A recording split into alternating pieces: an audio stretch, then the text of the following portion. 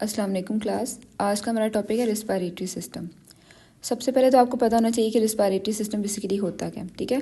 Respiratory का जो word होता है ना, वो यूज़ किया जाता है सांस लेने के लिए, ठीक है। और ऐसा सिस्टम जो हमें हेल्प करेगा या जिसके थ्रू हम लोग सांस लेते हैं, उस सिस्टम को हम लोग कहते हैं रिस्पायरेटरी सिस्टम, ठीक है। उसके लिए सबसे पहले तो आपको उसकी एनाटमी का पता होना चाहिए, ठीक है। उसके स्ट्रक्चर का पता होना चाहिए, उसकी बनावट का पता होना चाहिए। अब हम लोग बेसिकली एनाटमी होता क्या है कि ब्रांच ऑफ साइंस होती है जिसके अंदर हम लोग क्या पढ़ेंगे, हम लोग उसके स्ट्रक्चर को पढ़ते हैं, ठीक है। बॉडी के जितने भी पार्ट्स हैं, हर एक बॉडी पार्ट के स्ट्रक्चर को पढ़ना, उसकी बनावट को पढ़ना कि कितने पार्ट्स हैं इसके अंदर, कौन सा पार्ट कहाँ पे अटैच्ड है, कौन से मसल अटैच्ड हैं, ठीक है, कितने इसके जो है वो कंपोनेंट्स हैं, जो जो उसके पार्ट्स होंगे उस सबको पढ़ना हम एनाटमी कहते हैं, ठीक हो गया। अब हम रेस्पिरेटरी सिस्टम की एनाटमी को देखते हैं। तो सबसे पहले हम लोग सांस जो है वो किसके ज़रिए लेते हैं, नोज़ के ज़रिए, ठीक हो गया। नोज़ के बाद हमारे पास फ़ौरन जो है हमारा फेरेंक्स आता है, ठीक है, जिसको हम लोग कहते हैं अपना थ्रोट या गला, आपकी जो हलक होती है, ठीक है। अब सांस जो है वो हलक तक आ गया। हलक के बाद हमारे पास कहाँ जाएगी एयर, हमारे लैरिंक्स में। लैरिंक्स बेसिकली ना वॉइस बॉक्स होता है। हम लोग जो बात कर रहे हैं, ठीक है, हमारी जो आवाज़ जो वॉइस बनती है वो आपका लैरिंक्स बना रहा होता है, ठीक है। अगर किसी की वॉइस में इशू आता है या किसी का गला बैठ जाता है तो ये कहा जाता है कि जी इसका लैरिंक्स जो है ना उसके अंदर इशू है, ठीक है। उसके लैरिंक्स के अंदर इन्फ्लेमेशन हो जाती है, कोई इशू आता है जिसकी वजह से उसकी आवाज़ बैठती है। तो हमारी जो वॉइस प्रोडक्शन होती है ना वो हमारा लैरिंक्स करा रहा होता है, ठीक है। नेक्स्ट उसके बाद फ़ौरन हमारे पास हमारी सांस की नाली आती है, जिसमें से हमारा सांस जो होता है वो आपके फेफड़ों तक जा रहा होता है, ठीक है। ये जो ट्रेकिया होता है ना, ये आगे जाके, ये जैसे डायग्राम में मेंशन्ड है कि ट्रेकिया जाके आपके पास दो बाइफरकेट हो रहा होता है, ठीक है। दो आपके पास जो है वो डिवियंस दे रहा होता है, नालियाँ सी दे रहा होता है। उसको एक वाले हम राइट ब्रोंकाई कह देंगे, दूसरे वाले को लेफ्ट ब्रोंकाई कह देंगे, ठीक है। और ब्रोंकाई का बेसिकली मकसद क्या होता है कि वो आपकी एयर को आपके फेफड़ों तक, आपके लंग्स तक लेकर जा रहा होता है।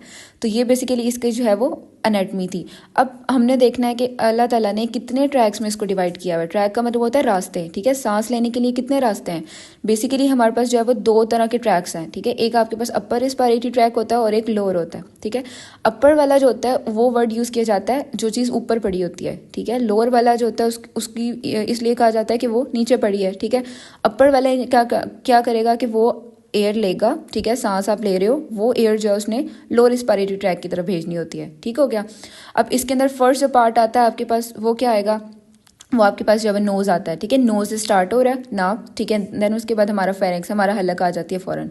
हलक के फ़ौरन बाद हमारे पास एसोसिएटेड स्ट्रक्चर्स आते हैं, ठीक है। जैसे हमारे नेजल पैसेजेस हैं, या आपके पास सराउंडिंग में जितने मसल्स पड़े होते हैं, या एपिग्लोटिस पड़ा होता है, ये सारी वो चीज़ें होती हैं जिनको मेंशन नहीं किया जाता, लेकिन इनको जो है वो ऐड किया जाएगा, ठीक है।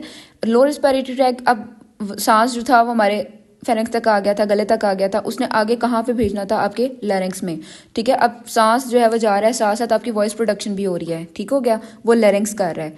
लैरिंक्स ने आपके पास एयर किसको भेजनी है, ट्रेकिया को, ठीक है। ट्रेकिया के बाद आपके पास ब्रोंकाई आती हैं, जो दो नालियाँ आती हैं, लेफ्ट राइट वन, ठीक है।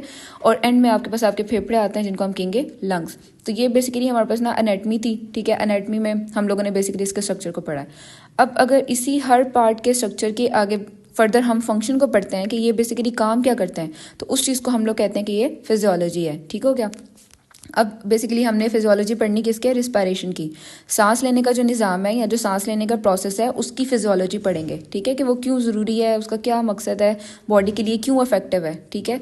अब पहली जो चीज़ होती है वो होती है कि आप रिस्पायरेशन को समझेंगे कि रिस्पायरेशन क्या है, ठीक है।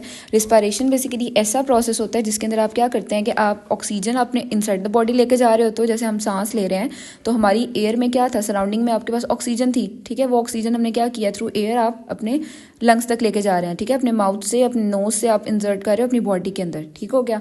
अब वो ऑक्सीजन जो होती है वो आपके पास कन्वर्ट होती है कार्बन डाइऑक्साइड के अंदर, एंड देन बॉडी से आप रिमूव कर रहे होते हो। तो ऐसा प्रोसेस जिसके अंदर ऑक्सीजन आपकी बॉडी में जाती है और आपकी कार्बन डाइऑक्साइड जो होती है वो आपकी बॉडी से रिमूव होती है, उस प्रोसेस को हम लोग कहते हैं रिस्पायरेशन, ठीक है। रिस्पायरेशन जो होती है उसके मेन आपके पास 4 इवेंट्स होते हैं। 4 इवेंट्स मीन कि उसके मेन 4 पर्पसेस होते हैं जिसके लिए रिस्पायरेशन ज़रूरी है। पहली बात होती है पल्मोनरी वेंटिलेशन, ठीक है। पल्मोनरी का जो वर्ड होता है वो आपके पास आपके लंग्स के लिए यूज़ किया जाता है, ठीक है। एक कोई भी चीज़ है उसको ज़िंदा रहने के लिए, उसकी इंटेग्रिटी के लिए या उसके स्ट्रक्चर के मेंटेनेंस के लिए उसको किस चीज़ की ज़रूरत है, वेंटिलेशन की, कि एक चीज़ अंदर आ रही है तो उसको बाहर जाना भी ज़रूरी है, ठीक है। जैसे अगर ऑक्सीजन जो है वो अपने आपके लंग्स में आई जा रही है लेकिन उसके लिए कोई जरिया नहीं है कि वो बाहर जाए, ठीक है। तो उस प्रोसेस में क्या होगा, आपके लंग्स जो होंगे उनके अंदर इशू आएगा, ठीक है। तो उसकी वेंटिलेशन के लिए आपके रिस्पायरेशन का होना बहुत ज़्यादा ज़रूरी है, ठीक है। सेकंड स्टेप आपके पास क्या हो गया, diffusion of oxygen and carbon dioxide between alveoli and blood, ठीक है। डिफ्यूजन का क्या मतलब होता है कि आपके पास जो है हाई कंसंट्रेशन से लो कंसंट्रेशन की तरफ जा रही है, ठीक है। क्या चीज़ जा रही है, आपकी एयर जा रही है। एयर कैसे, फॉर एग्जांपल जैसे एक टायर है वो पंक्चर हो रहा है, ठीक है। तो अब एयर जो होती है वो डिफ्यूज करके क्या करती है, बाहर की तरफ आ रही होती है, ठीक है। तो उस प्रोसेस को हम लोग कहेंगे कि डिफ्यूजन। अब किसकी डिफ्यूजन हो रही है, ऑक्सीजन की और कार्बन डाइऑक्साइड की। आपको फर्स्ट ऑफ ऑल पता होना चाहिए कि एल्वेलाई आपके पास क्या होगा, एल्वेलाई आपके पास वो स्मॉलर यूनिट होता है आपके लंग्स में, ठीक है, जहाँ तक आपके पास बेसिकली आपकी जो ऑक्सीजन होती है वो जा रही होती है। एल्वेलाई के लेवल पे जाके क्या होती हैं, आपकी खून की नालियाँ होती हैं, ठीक है, आपकी कैपिलरीज होती हैं। वो क्या करती हैं, वो वहाँ से ऑक्सीजन को एल्वेलाई से ब्लड सर्कुलेशन में एंटर करा रही होती हैं, ठीक हो गया। तो बेसिकली काम क्या होता है कि आपके पास सबसे पहले आपकी ऑक्सीजन आपके नोज से होती हुई अपर रिस्पायरेटरी ट्रैक से होती हुई लोअर तक जाती है और लोअर में लंग्स के जो स्मॉलर यूनिट है एल्वेलाई वहाँ तक जाएगी। वहाँ से जो ऑक्सीजन होती है, अब जितनी ऑक्सीजन लंग्स को जरूरत थी उसने रख ली है, बाकी ऑक्सीजन उसने किसको भेजनी है, बाकी उसने सर्कुलेशन के अंदर एंटर करा देनी है, ब्लड सर्कुलेशन में, ठीक है। तो इस प्रोसेस को बेसिकली हम लोग कहते हैं डिफ्यूजन, ठीक है। वहाँ पे फिर अब क्या होता है, वो ऑक्सीजन जो आपके पास ब्लड सर्कुलेशन में गई है वो ब्लड सर्कुलेट होता होता आपके पूरी बॉडी के सेल्स को प्रोवाइड करेगा। अब सेल लेवल तक आपके पास आपकी ऑक्सीजन आ गई है। सेल के अंदर बेसिकली डिफरेंट प्रोसेस होते हैं, क्रेब्स साइकिल वगैरह होता है। वहाँ पे वो जो ऑक्सीजन होती है वो कार्बन के साथ मिलकर कार्बन डाइऑक्साइड बनाती है और कार्बन डाइऑक्साइड देन अगेन जो है वो उन्हीं रास्तों से आपके पास आपकी बॉडी से रिमूव हो जाता है, ठीक है। अब थर्ड चीज़ क्या होती है, transport of oxygen and carbon dioxide in blood, ठीक है। आपको पता है कि आपकी ऑक्सीजन, ठीक है, आपके कार्बन डाइऑक्साइड आपके ब्लड में ट्रांसपोर्ट हो रही है, ब्लड तक जा रही है। ब्लड आगे से किसके तक जा रहा है, सेल्स तक जा रहा है और सेल्स दोबारा से कार्बन डाइऑक्साइड बना के ब्लड में भेजेंगे और ब्लड दोबारा से सांस की नाली के जरिए जो है वो कार्बन डाइऑक्साइड को बाहर निकाल देगा, ठीक हो क्या। फोर्थ स्टेप जो होता है ना वो होता है रेगुलेशन ऑफ वेंटिलेशन। रेगुलेशन का मतलब है कि अगर एक वेंटिलेशन हो रही है लेकिन वो प्रॉपरली रेगुलेट नहीं हो रही, जैसे कि अगर मैं ऑक्सीजन अपने बॉडी में लेकर जा रही हूँ लेकिन मेरा ऐसा प्रोसेस है कि सेल लेवल तक मेरा कार्बन डाइऑक्साइड बन ही नहीं रही, ठीक है। तो वो किस तरह से कार्बन डाइऑक्साइड रिमूव होगी बॉडी में, कार्बन डाइऑक्साइड तो एक्सेस हो जाएगा बॉडी में, ठीक है। तो वो फैटल हो सकता है, ठीक है, पेशेंट की डेथ हो सकती है उससे, ठीक है। तो उसकी वेंटिलेशन के लिए आपके पास रेगुलेशन होना इसकी बहुत ज़्यादा ज़रूरी है, ठीक हो गया। अब बेसिकली ये तो हमारे पास ओवरव्यू था। अब हम लोग इस टॉपिक को स्टेप बाय स्टेप देखते हैं। फर्स्ट जो टॉपिक था ना आपके पास आपका था पल्मोनरी वेंटिलेशन, ठीक है। अब ये इसके अंदर क्या होता है, मैंने आपको बताया था कि पल्मो का वर्ड यूज़ किया जाता है लंग्स के लिए। वेंटिलेशन का मतलब होता है ब्रीदिंग, सांस लेना, ठीक है। तो ऐसा प्रोसेस जिसके अंदर हम ब्रीदिंग लेकर जाते हैं आपके लंग्स तक, ठीक है, उस प्रोसेस को कहते हैं पल्मोनरी वेंटिलेशन।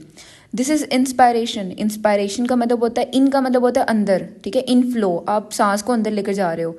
एक्सपायर, एक्सपायर का वर्ड होता है कि एक चीज़ निकल रही है, ठीक है, आउटफ्लो, बाहर का फ्लो, ठीक है। अब किसके दरम्यान में, एटमॉस्फेयर के दरम्यान में, लंग्स के दरम्यान में। ऑक्सीजन लेकर आ रहे हैं, कार्बन डाइऑक्साइड बाहर निकाल रहे हैं, ठीक है। ये जो होती है बेसिकली इसको हम क्या कहेंगे कि आपकी एटमॉस्फेयर और आपकी एल्वेलाई ऑफ द लंग्स के दरमियान में जो एयर आपके पास जो है वो इनसाइड आती है आउटसाइड आती है, उस प्रोसेस को कहेंगे पल्मोनरी वेंटिलेशन, ठीक हो गया। अब in this process of the pulmonary ventilation important factor का प्रेशर ग्रेडियंट एग्जिस्ट।